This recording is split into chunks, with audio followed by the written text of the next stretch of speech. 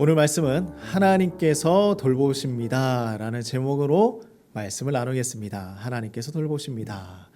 자, 우리 사랑하는 성도님들은 하나님의 돌보심을 받고 살아가십니까? 네, 지금 우리가 돌보심을 받는다고 생각하고 있으십니까?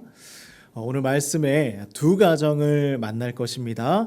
이 두 가정을 하나님께서 어떻게 돌보시고 어떻게 이끌어 가시는지 함께 말씀을 나누길 소망합니다.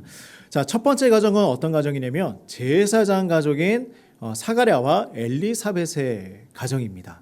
자, 그리고 두 번째는 우리가 잘 알고 있는 예수님의 부모 요셉과 마리아의 가정에 대한 이야기입니다. 자, 가브리엘이라는 천사가 있었죠. 이 천사가 이 두 가정에 가서 아이를 잉태할 것이다 라는 소식을 전해주고 있어요. 바로 그 내용이 오늘 말씀입니다. 자, 하나님께 소망을 두며 살았던 제사장 가족이 있었죠. 사가랴와 엘리사벳이었습니다. 그의 아내 엘리사벳은 이 하나님의 놀라운 기도 응답을 받았던 사람들이었죠. 자녀가 없었던 노부부에게 자녀가 생긴 것입니다. 이것만큼 큰 기적이 있을까요? 그래서 성전에서 하나님에게 분향을 하고 있던 이 사가랴는 천사의 나타남 그리고 천사의 말을 듣고 너무나 놀란 거예요. 그리고 이 아이가 생기는 것에 대해서 믿겨지지 않아서 정말 그 천사를 바라보고 이것이 진짜인가 아닌가 의심하기 시작을 했습니다. 아이의 이름은 무엇이 됩니까? 세례 요한이 될 것이고 앞으로 이스라엘 민족을 구원하는 일에 이 아이가 동참하게 될 것이다. 그러니 이 사가랴의 마음에 의심이 생길 수밖에 없었을 거예요. 아이가 진짜 생길까? 이것이 가능한 일인가? 우리가 다 이제 나이가 들어서 이제 죽을 날을 앞두고 있는데 이것이 가능한 일인가? 사가랴 자신도 긴가민가한 거예요. 그래서 천사에게 이렇게 이야기합니다. 18절 말씀을 보면요. 나는 뭐라고 하고 있습니까? 나는 늙은 자입니다. 그런데 나만 늙은 것이 아니라 아내도 나이가 들었습니다. 내가 이것을 어떻게 알겠습니까? 이렇게 얘기를 하고 있는 거예요. 어떻게 알겠습니까? 이게 진짜입니까? 사가랴는 자녀를 얻기 위해서 오랜 기간 동안 기도를 해왔을 거예요. 근데 천사가 말해주는 그 말을 믿지 못하고 있는 것입니다. 나이가 너무 많다는 거예요. 불가능하다는 것입니다.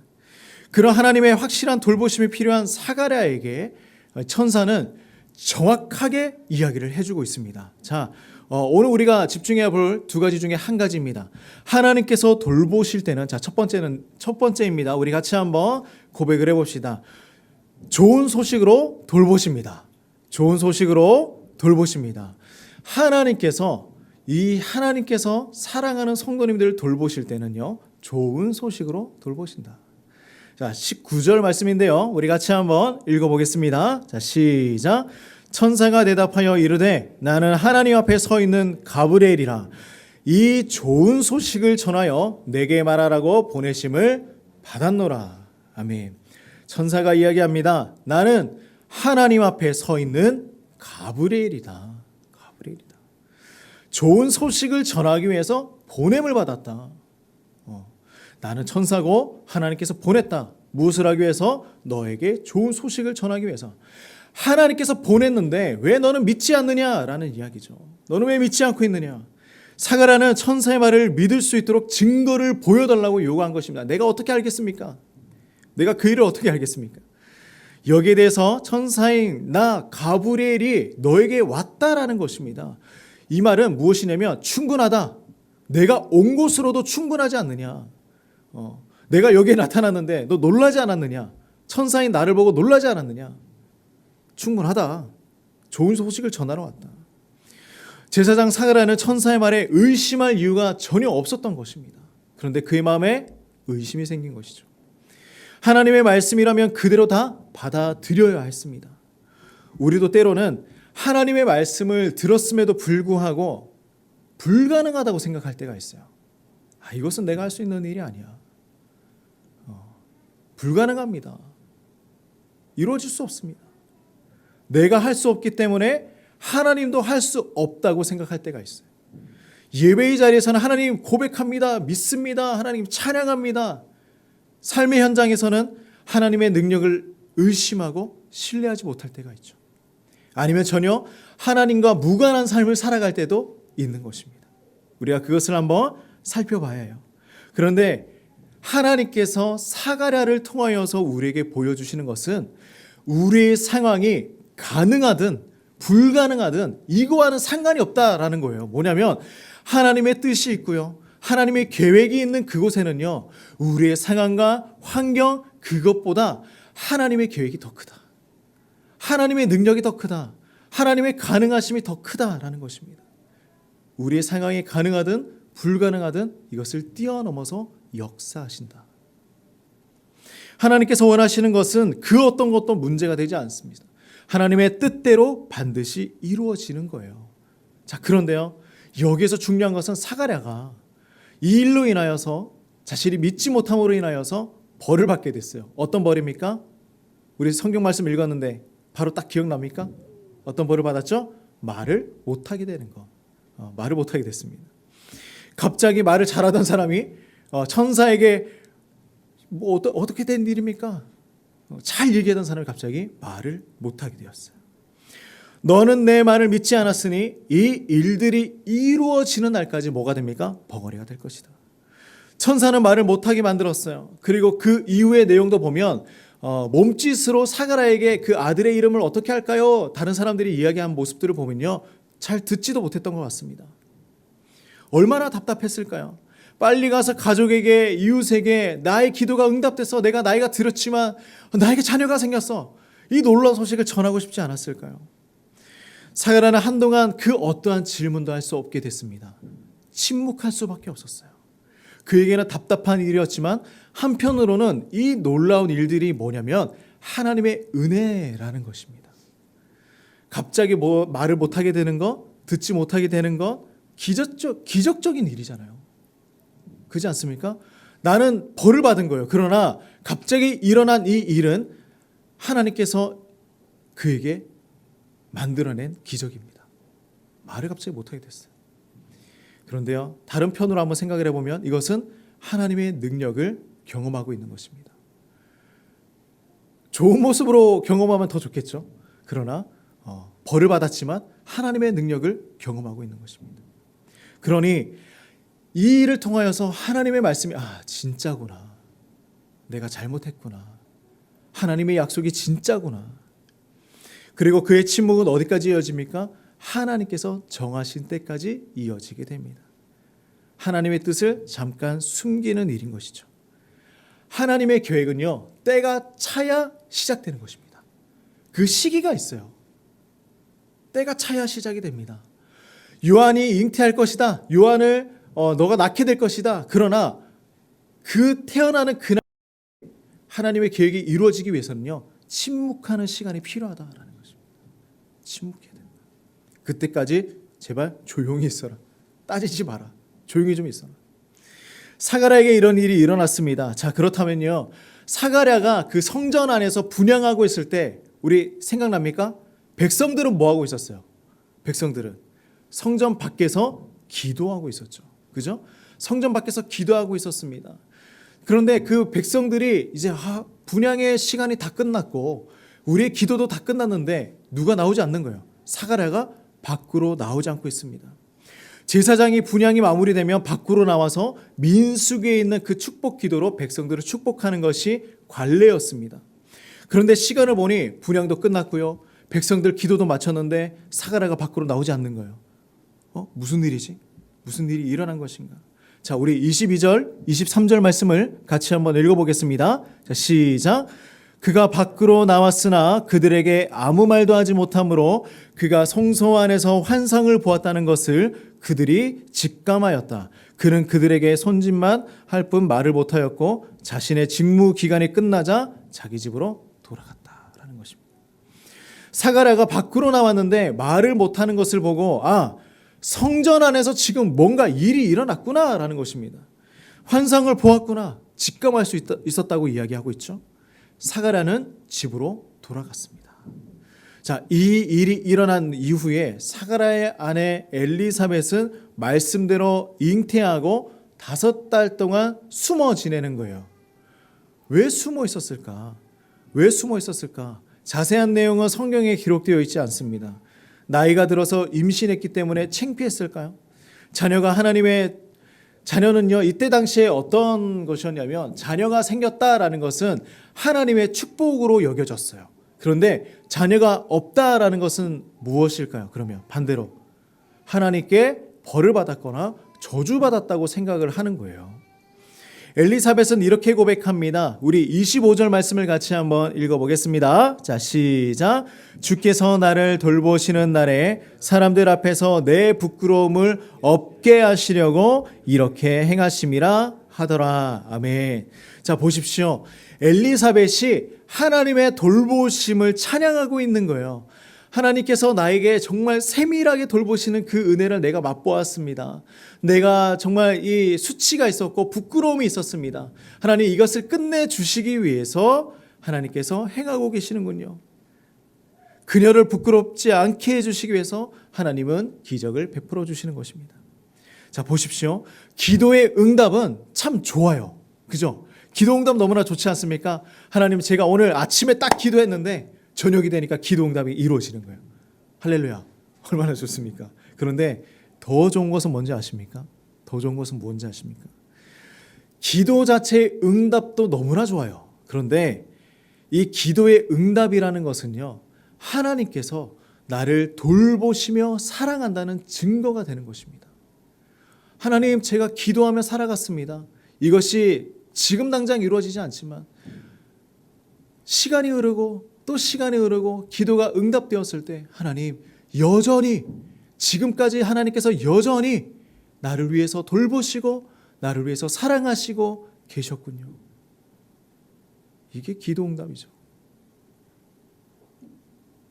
하나님께서 돌보신다는 것은요, 우리의 생각을 뛰어넘어서 역사하시는 하나님의 은혜라는 것입니다. 사가랴는요, 하나님의 말씀을 믿지 못했어요. 그러나 하나님께서 행하는 일을 우리가 한번 살펴보면요, 그의 의지, 그의 생각, 믿지 못하는 불신, 이 모든 상황 가운데서도 하나님은 하나님의 일을 행하셨다라는 것입니다. 그리고 그에게 뭘 가르쳐줬어요? 믿음이라는 것이 무엇인지 가르쳐주신 거죠. 사가랴에게 믿음을 가르쳐주십니다. 저는요, 우리 하나님께서 정말 행하시는 일들이 1 더하기 1은 뭐예요? 1 더하기 1은 뭐예요, 우리 친구들? 2예요? 하나님께서 행하시는 일이 1 더하기 1은 2가 아니라서 너무나 좋아요. 무슨 얘기일까요? 자녀를 간구했더니 자녀를 주셨어요. 그죠? 그리고 그 자녀는 하나님의 놀라운 구원 사역에 쓰임을 받게 됩니다. 미래까지 축복해 주셨어요. 그리고 부족했던 그 사가랴의 믿음도 성장시켜 주셨습니다. 그리고 더 나아가서요, 엘리사벳에게 자녀 주시고 그녀의 부끄러웠던 상황과 마음까지도 위로해 주신다. 위로해 주신다.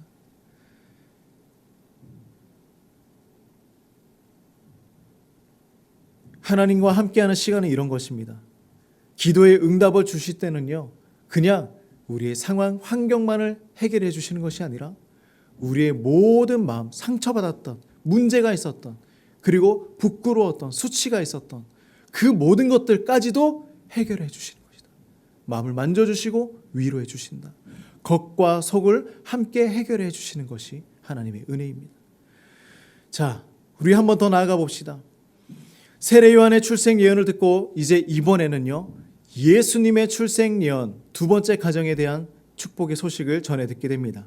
자, 이 소식도 누가 전하고 있습니까? 천사 가브리엘이 전하고 있는 거예요. 이 두 사건 사이에는요, 6개월이라는 시간이 있었습니다. 그러면 이 6개월 동안 이제 요한은 배에 잉태하여서 6개월 동안 잘 자라고 있겠죠. 배가 부풀어 오르고 있습니다. 그리고 6개월이 되었을 때 이제 예수님께서 이제 태어나실 것이다. 이 소식을 듣게 되는 것이죠. 갈릴리 나사렛이라는 동네에 살고 있는 마리아에게 천사가 나타났어요. 그리고 이야기합니다. 은혜를 받은 자여 평안하라. 주께서 너와 함께 하신다. 마리아가 이 말을 듣고 놀라면서, 아니 이 말이 무슨 말일까? 이 인사말이 도대체 무슨 이야기인가? 그러자 천사가 말을 이어갑니다. 마리아야, 두려워하지 말아라. 내가 하나님께 은혜를 받았기 때문이다. 자, 보십시오. 여기까지 너무 좋아요. 마리아야 두려워하지 말아라. 내가 하나님께 은혜를 받았다. 근데 이 뒤에 이야기가 뭔가 좀 의심스러워요. 뭐가 더 할 말이 남아있는 것 같은데. 뭐라고 합니까? 너는 아들을 낳을 것이다. 그리고 이름을 예수라 하라. 앞에까지는 참 좋았어요. 와, 내가 은혜 받았구나. 천사가 나타나서 나에게 은혜 받았다. 너는 은혜 받은 자라. 축복해 줍니다. 평안도 줍니다. 그런데 그 이후의 말이 나를 너무나 당황스럽게 하는 거예요. 갑자기 임신이라뇨. 결혼도 하지 않았고요. 남자를 가까이 하지도 않았습니다. 갑자기 임신이라뇨. 그리고 사가랴와 엘리사벳처럼 자녀를 달라고 기도한 적도 없었어요. 그죠? 이 모든 일은 어떻게 이루어진 것입니까? 하나님의 전적인 은혜로 이루어지는 놀라운 일이라. 믿을 수 없다는 마리아를 향하여서 다시 천사가 이렇게 얘기해요. 우리 35절 말씀입니다. 같이 한번 읽어볼까요? 자, 시작.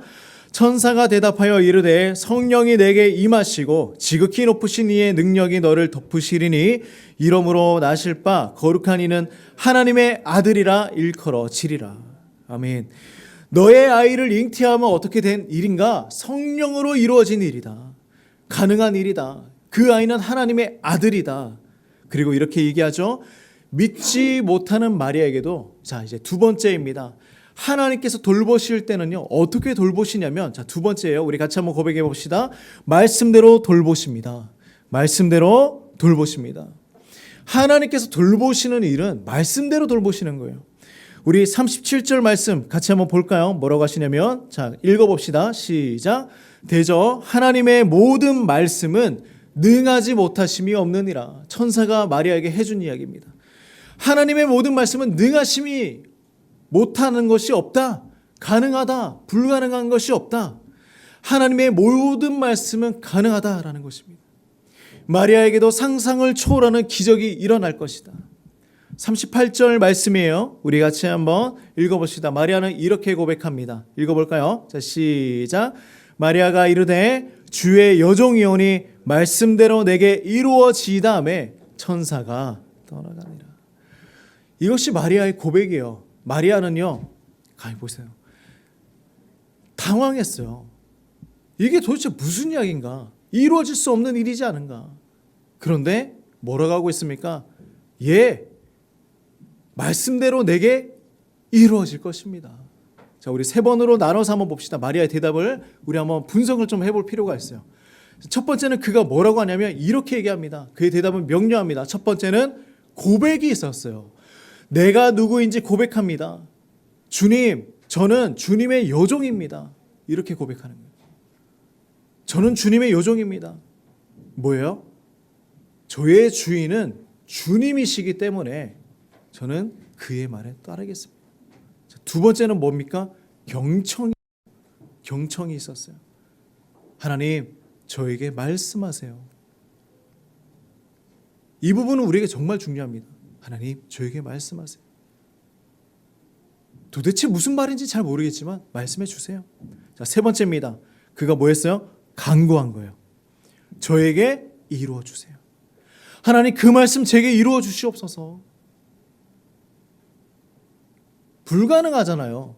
가능한 일이 아니잖아요. 그러나 이해되지 않지만 하나님, 저는 주님의 여종이고 저에게 말씀하여 주시고 그 말씀이 이루어지길 원합니다. 우리가 이 태도가 너무나 중요한 것입니다. 하나님, 그 말씀이 이루어지길 원합니다. 다른 사람이 아니라 바로 나 자신이었어요. 처녀인 자신이 아이를 갖고 출산한다는 것은 이해할 수 없는 일이었습니다.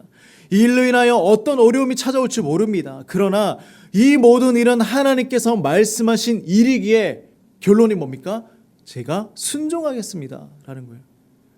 하나님이 이해할 수 없고요, 저는 받아들일 수는 없지만 하나님, 그 하나님께서 말씀하신 모든 것들이 가능하시기에 제가 순종하겠습니다. 이것이 그의 결론입니다. 우리도 이런 고백이 필요합니다. 하나님, 이 모든 것이 다 믿어지지는 않지만 그래도 믿겠습니다. 아직 제가 연약하여서 하나님 말씀 다 받아들이기에는 너무나 어렵지만 그래도 하나님의 말씀이니 제가 믿겠습니다. 믿음으로 순종하는 일은요, 우리같이 연약한 인간이 하나님에게 할 수 있는 가장 위대한 일이라는 것입니다. 가장 위대한 일이에요. 왜냐하면요, 우리가 이렇게 고백할 때에 하나님께 순종하며 나갈 때 하나님께서 그 위대한 일들을 직접 이루어 나가시기 때문이죠. 우리 사랑하는 성도님들, 하나님의 계획과 인도하심에 이렇게 믿음으로 따라가시길 간절히 소망합니다. 하나님께서 우리를 돌보시는 일은요, 그냥 단순한 일이 아닙니다. 참으로 세밀하게 역사하시고요, 하나님께서 말씀하신 그대로 이루어 나가신다라는 것입니다. 우리가 그 하나님을 믿고 의지하며 주님 찬양하며, 우리 하나님 나를 돌봐 주시옵소서, 하나님 말씀 이루어 주시옵소서, 나에게 가능한 일이 일어날 수 있도록 인도하여 주시옵소서, 이렇게 고백하며 살아가는 우리 사랑하는 성도님들 되시기를 주님의 이름으로 축복합니다. 자, 우리